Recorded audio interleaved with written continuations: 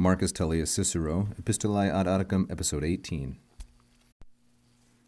Quintus frater, ut mihi videtur, quo volumus animo est in Pomponiam, et cum ea nunc in arpenantibus praediis erdrat, et secum habebat hominem Chrestomathae decium Turanium.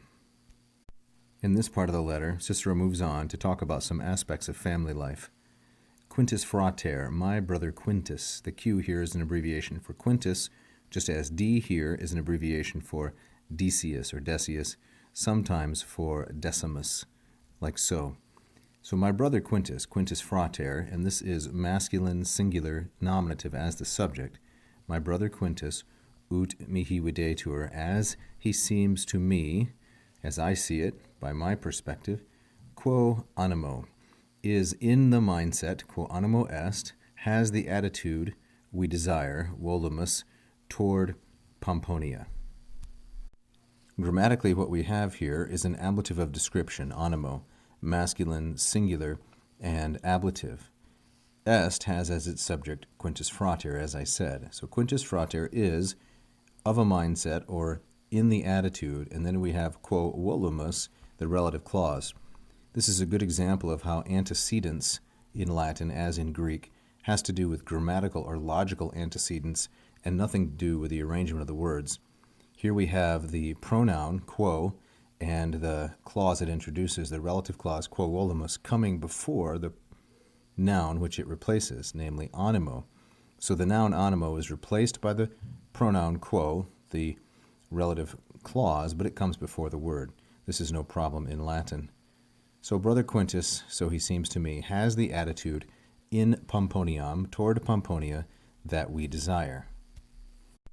And, Cicero continues, with her, cum ea, now on the estate in praediis, on the estate at Arpinum, he is. So we'll talk about this tense here in a moment.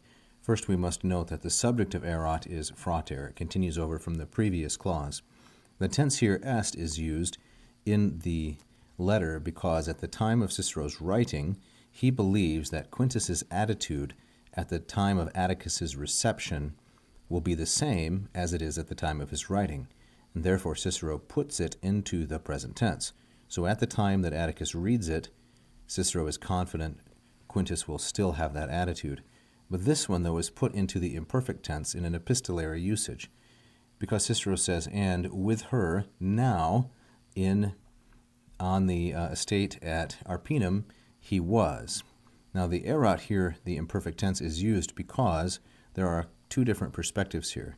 From the perspective of Cicero's writing this sentence, Quintus was at Arpinum.